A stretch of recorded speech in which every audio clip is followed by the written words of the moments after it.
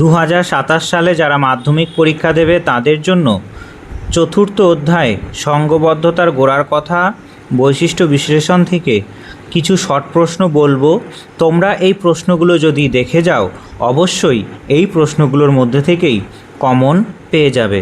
তবে দেখো কি কি প্রশ্ন পরীক্ষার জন্য আসতে পারে। প্রথম প্রশ্ন, 1857 খ্রিস্টাব্দের মহাবিদ্রোহকে ভারতের প্রথম স্বাধীনতা যুদ্ধ বলেছিলেন কে?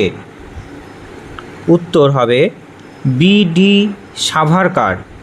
বিপ্লবী বিনায়ক দামোদর সাভারকার 1909 সালে প্রকাশিত তার the Indian war of independence গ্রন্থে 1857 সালের বিদ্রোহকে শুধুমাত্র সামরিক বা সিপাহী বিদ্রোহ না বলে এটি ভারতের প্রথম পরিকল্পিত স্বাধীনতা যুদ্ধ বলে তিনি অভিহিত করেছিলেন।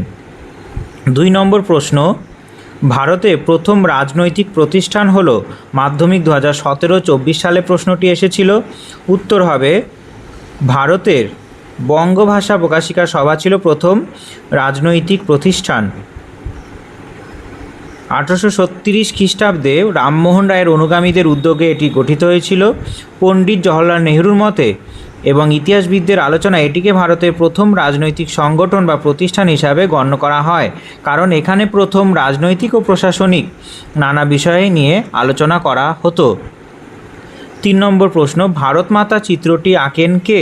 মাধ্যমিক 2017 সালে এসেছিল। উত্তর হবে অবনীন্দ্রনাথ ঠাকুর। যখন আমাদের বাংলায় স্বদেশী আন্দোলন চলছিল, লর্ড কার্জন যখন বঙ্গভঙ্গ ঘোষণা করেছিল, তখন অবনীন্দ্রনাথ ঠাকুর বঙ্গমাতা ছবিটি এঁকেছিলেন। পরবর্তীকালে ভগ্নী নিবেদিতা তিনি বঙ্গমাতা চিত্রটিকে ভারতমাতা রূপ দিয়েছিলেন, যেটি স্বদেশের রূপকে এক চতুর্ভুজা দেবী রূপে কল্পনা করেছেন। 4 নম্বর প্রশ্ন, ভারতে ইস্ট ইন্ডিয়া কোম্পানির অবসান ঘটে কত সালে? মাধ্যমিক 2018 সালে এসেছিল। উত্তর 1858 সালে অবসান ঘটেছিল। 1858 সালে যখন মহাবিদ্রোহ শেষ হয়ে যায়, তারপরে ব্রিটিশ সরকার বুঝতে পেরেছিল কোম্পানির হাতে যদি শাসনভার রাখা হয় ভারতে, তাহলে সমস্যা হবে, ভবিষ্যতে আবার এরকম বড়সড় বিদ্রোহ হতে পারে। তাই 1858 সালে আরও উন্নততর শাসন ব্যবস্থা চালু করার জন্য কোম্পানির অবসান ঘটানো হয় শাসনের, এবং ভারতের টোটালি শাসনভার চলে যায় ব্রিটিশ রাজমুকুট বা মহারানীর অধীনে। 5 নম্বর প্রশ্ন, ভারত সভার প্রথম সভাপতি কে ছিলেন? মাধ্যমিক 2018-2023 সালে এসেছিল। উত্তর রেভারেন্ড কৃষ্ণমোহন বন্দ্যোপাধ্যায়। 1876 সালে 26শে জুলাই কলকাতার অ্যালবার্ট হলে এই ভারত সভা বা ইন্ডিয়ান অ্যাসোসিয়েশন প্রতিষ্ঠিত হয়েছিল। সুরেন্দ্রনাথ বন্দ্যোপাধ্যায় আনন্দমোহন বসুর মূল উদ্যোক্তা ছিলেন। ঠিক আছে, এর প্রথম সভাপতি নির্বাচিত হয়েছিলেন রেভারেন্ড কৃষ্ণমোহন বন্দ্যোপাধ্যায়। বন্দে মাতরম সঙ্গীতটি রচিত হয় কত সালে? মাধ্যমিক 2019 সালে এসেছিল। উত্তর হবে 1875 সালে। বঙ্কিমচন্দ্র চট্টোপাধ্যায় 7ই নভেম্বর কার্তিক নবমী তিথিতে এই গানটি রচনা করেছিলেন। পরবর্তীকালে 1882 খ্রিস্টাব্দে তার বিখ্যাত আনন্দমঠ উপন্যাসে গানটি অন্তর্ভুক্ত হয়েছিল। গগেন্দ্রনাথ ঠাকুর ছিলেন কী ধরনের একজন শিল্পী? মাধ্যমিক 2019 সালে এসেছিল। উত্তর হবে ব্যঙ্গচিত্র শিল্পী। তিনি ব্যঙ্গচিত্র এঁকে ভারতের সমাজে ঘটে যাওয়া বিভিন্ন অসামাজিক কাজকর্ম এবং মানুষের যে খারাপ কর্মকাণ্ড সেগুলো ব্যঙ্গারসাত্মক ভঙ্গিতে তুলে ধরতেন এবং তীব্র সমালোচনা এবং উপহাস করতেন। 8 নম্বর প্রশ্ন, মহারানীর ঘোষণাপত্রের প্রধান উদ্দেশ্য কী ছিল? উদ্দেশ্য ছিল ভারতবাসীর মধ্যে একটা আনুগত্য প্রদর্শন, অর্থাৎ ভারতবাসী যাতে বুঝতে পারে মহারানী এবার হাতের শাসনভার নিয়েছেন, এবার আমাদের হয়তো ভালো কিছু করবেন, এই ধরনের ভাবনা চিন্তা করেই মহারানী ভিক্টোরিয়া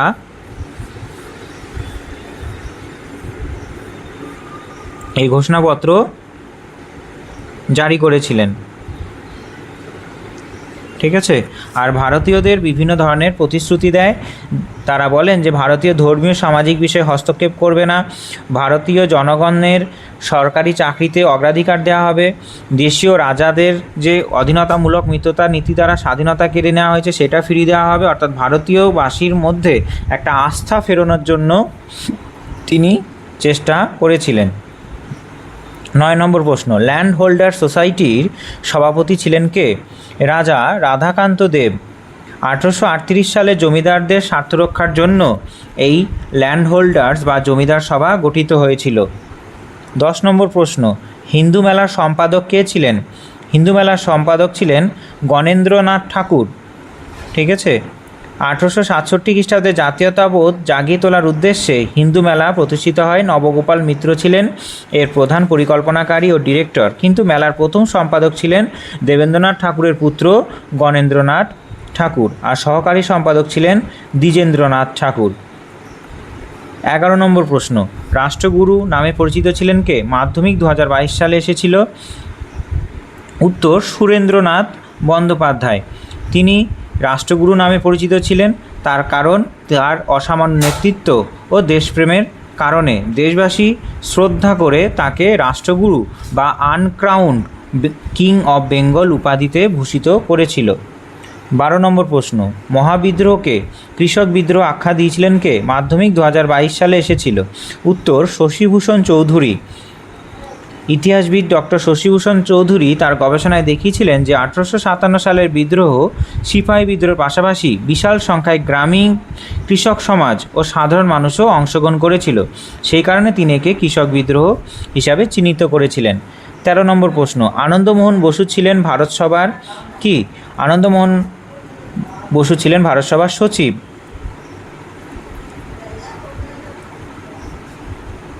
তারপরে 14 নম্বর প্রশ্ন, বন্দে মাতরম সঙ্গীতটি রচনা করেছিলেন কে? মাধ্যমিক 2023 সালে এসেছিল। বঙ্কিমচন্দ্র চট্টোপাধ্যায়। তারপরে 15 নম্বর প্রশ্ন, মহাবিদ্রোহকে যে ব্রিটিশ লেখক সিপাহী বিদ্রোহ আখ্যা দিয়েছেন তিনি কে? তিনি ছিলেন চার্লস রেক্স। ব্রিটিশ সিভিলিয়ান ও লেখক ছিলেন চার্লস রেক্স। তার notes on the revolt in the north western provinces of India গ্রন্থে এই বিদ্রোহকে খাঁটি সামরিক বা সিপাহী বিদ্রোহ বলে উল্লেখ করেছিলেন। তিনি বলেছেন যে মানুষের কোনো ব্যাপক জাতীয়তাবাদী চরিত্র ছিল না বলে তিনি মনে করেন, কারণ ব্রিটিশ লেখক ভারতের যে সিপাহী বিদ্রোহকে এই রকম জাতীয় বিদ্রোহ কখনো বলবে না, কারণ তারা ব্রিটিশ লেখক। ভারতীয় জাতীয়তাবোধ যে জাগ্রত ছিল সেইটা নিয়ে কিচ্ছু বলবে না তারা, এইটাই তাদের নীতি। কিন্তু ভারতীয় ঐতিহাসিক যদি হতো তাহলে স্বাধীনতার প্রথম যুদ্ধ জাতীয়তাবোধ সম্পন্ন বিদ্রোহ ছিল এরকম বলবে। ঠিক আছে, কিন্তু এখানে মনে রাখবে বিশেষ করে একজন ব্যক্তি ছিলেন ডিসরেলি, এটিকে ভারতের জাতীয় বিদ্রোহ বা ন্যাশনাল রিভোল্ট বলেছিলেন, কিন্তু বেশিরভাগ ব্রিটিশ ঐতিহাসিক তারা কিন্তু ন্যাশনাল রিভোল্ট বা জাতীয় বিদ্রোহ বলবেন না। 16 নম্বর প্রশ্ন, চৈত্র মেলা বা হিন্দু মেলা রূপে পরিচিত হয় কত সাল থেকে? 1867 সাল থেকে। 2023 সালে এসেছিল। ঠিক আছে। 17 নম্বর প্রশ্ন, ব্রিটিশ পার্লামেন্ট উন্নততর ভারত শাসন আইন পাশ হয় 1858 খ্রিস্টাব্দের কতই আগস্ট? 2 আগস্ট। ঠিক আছে, ভারত শাসন আইন মহাবিদ্রোহ শেষে এইটা শুরু হয়েছিল, আর এর মাধ্যমে ভারতে কোম্পানি শাসন অবসান হয়েছিল। 18 নম্বর প্রশ্ন, ভারতের প্রথম রাজনৈতিক প্রতিষ্ঠানটার নাম কি? উত্তর, বঙ্গভাষা প্রকাশিকা সভা ভারতের প্রথম রাজনৈতিক প্রতিষ্ঠান। 19 নম্বর প্রশ্ন, ঔপনিবেশিক ভারতের প্রথম রাজপ্রতিনিধি ছিলেন কে? উত্তর হবে লর্ড ক্যানিং। ঔপনিবেশিক ভারতের প্রথম রাজপ্রতিনিধি ছিলেন, ইনিই ছিলেন ভারতের শেষ গভর্নর জেনারেল, আর গভর্নর জেনারেলের নাম পরিবর্তন করে বিদ্রোহের পরে হয় ভাইসরয়। 20 নম্বর প্রশ্ন, বঙ্গভাষা প্রকাশিকা সভার কার্যকলাপের সঙ্গে যুক্ত ছিলেন কে? উত্তর হবে কালীনাথ চৌধুরী। 2025 সালে মাধ্যমিকে এসেছিল। এরপরে 21 নম্বর প্রশ্ন, বিরূপ বজ্র গ্রন্থটির সঙ্গে যুক্ত ছিলেন কে? উত্তর হবে গগনেন্দ্রনাথ ঠাকুর। তিনি ব্যঙ্গচিত্র এঁকেছিলেন, ব্যঙ্গচিত্রের জন্য তিনি জনপ্রিয় হয়ে আছেন। বিরূপ বজ্র হলো গগনেন্দ্রনাথ ঠাকুরের একটা বিখ্যাত ব্যঙ্গচিত্র বা অ্যালবাম বা বই। এতে তিনি তৎকালীন সমাজে নানা ভণ্ডামি ও ঔপনিবেশিক মানসিকতাকে কার্টুনের মাধ্যমে ফুটিয়ে তুলেছিলেন। এবার একটি বাক্যে উত্তর, ভারত মাতা চিত্রটি কোন ঐতিহাসিক ঘটনার পটভূমিকায় অঙ্কিত হয়েছিল? বঙ্গভঙ্গ বিরোধী বা স্বদেশী আন্দোলনের সময় এটি আঁকা হয়েছিল। প্রথমে নাম ছিল বঙ্গমাতা, পরে নাম হয় ভারত মাতা। 2 নম্বর প্রশ্ন, গোরা উপন্যাসটি কে রচনা করেছিল? রবীন্দ্রনাথ ঠাকুর গোরা উপন্যাসটি রচনা করেছিলেন। 19বিংশ শতকের শেষ দিকে কলকাতার সমাজ জীবন, ধর্ম, রাজনীতি এবং তীব্র জাতীয়তাবাদের দ্বন্দ্ব এই উপন্যাসের মূল বিষয় ছিল। আর রবীন্দ্রনাথ সংকীর্ণ অন্ধ স্বদেশপ্রেমের ঊর্ধ্বে উঠে উদার ও সর্বজনীন মানবতাবাদের জয়গান এই গোরা উপন্যাসে গেয়েছেন। 3 নম্বর প্রশ্ন, সিপাহী বিদ্রোহের সময় মোগল সম্রাট কে ছিল? শেষ মোগল সম্রাট ছিল দ্বিতীয় বাহাদুর শাহ বা বাহাদুর শাহ জাফর। তাকে বিদ্রোহের পরে রেঙ্গুনে নির্বাসিত করা হয়েছিল, আর তার যে 2 পুত্র ছিল তাকে হত্যা করা হয়েছিল বিদ্রোহের পরে। মহাবিদ্রোহের পর ভারতের শাসনভার কে গ্রহণ করেন? ব্রিটিশ রাজমুকুট বা ইংল্যান্ডের রানী ভিক্টোরিয়া গ্রহণ করেছিলেন। আর ভারত শাসন আইন চালু করেছিল এবং কোম্পানি শাসনের অবসান হয়। 5 নম্বর প্রশ্ন, 1857 খ্রিস্টাব্দে সিপাহী বিদ্রোহের একজন নেতার নাম কী হবে? মঙ্গল পাণ্ডে, ঠিক আছে, অথবা ঝাঁসি রানী লক্ষ্মীবাই, নানা সাহেব, তাঁতিয়া তোপি, কুমার সিং বা কুনওয়ার সিং, ঠিক আছে। নানা সাহেব কানপুর থেকে নেতৃত্ব দিচ্ছিল, আর লক্ষ্মীবাই ঝাঁসি থেকে নেতৃত্ব দিচ্ছিল। এরপরে 6 প্রশ্ন, ইলবার্ট বিল আন্দোলনের সময় ভারতে বড়লাট কে ছিলেন? উত্তর হবে লর্ড লিপন। ইলবার্ট বিল ছিল ভারতীয়রা যাতে ইউরোপীয়দের বিচার করতে পারে এই নিয়ে একটা বিল, আর এই বিলের বিরোধিতা করেছিল ইংরেজরা, যাকে আমরা বলি শ্বেতাঙ্গদের বিদ্রোহ। আনন্দমঠ উপন্যাসের স্রষ্টা কে ছিল? বঙ্কিমচন্দ্র চট্টোপাধ্যায় আনন্দমঠ উপন্যাসটির স্রষ্টা ছিল। 8 নম্বর, বর্তমান ভারতকে রচনা করেছিল স্বামী বিবেকানন্দ। তিনি বর্তমান ভারত গ্রন্থটি রচনা করেছিলেন। তিনি ভারতের তথাকথিত নিম্নবর্ণ ও শ্রমজীবী মানুষকে জাগিয়ে তোলার জন্য আহ্বান জানিয়েছেন এই বর্তমান ভারতে।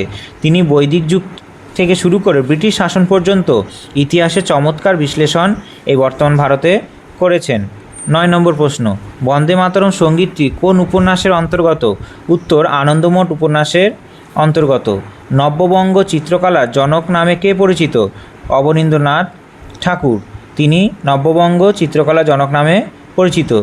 তিনি বেঙ্গল স্কুলের প্রতিষ্ঠাতা হিসাবে ভারতীয় শিল্পকে এক অনন্য উচ্চতায় নিয়ে যাওয়ার জন্য তাকে এই জনক বলা হয়, নব্যবঙ্গ চিত্রকলার জনক বলা হয়। ঠিক ভুল নির্বাচন করো। গোরা উপন্যাসে রবীন্দ্রনাথ ঠাকুর ইউরোপীয় সমাজকে সমর্থন করেছিলেন। অশুদ্ধ হবে না, সমর্থন করেননি। ইউরোপীয় সমাজকে সমালোচনা করে ভারতীয় মানুষকে জাতীয়তাবোধে জাগ্রত করার জন্য তিনি এই গ্রন্থটি লিখেছিলেন, এই উপন্যাসটি লিখেছিলেন। 2 নম্বর প্রশ্ন, ভারত সভা ইলবার্ট বিলের বিরোধিতা করেছিল। অশুদ্ধ, ভারত সভা ইলবার্ট বিলের সাপোর্ট করেছিল, কারণ ইলবার্ট বিল ভারতীয়দের জন্য বলেছিল যে যত ভারতীয় বিচারক আছে তারা সবাই ইউরোপীয়দের বিচার করতে পারবে। 3 নম্বর প্রশ্ন, ল্যান্ড হোল্ডার সোসাইটির অন্যতম সম্পাদক ছিলেন কে?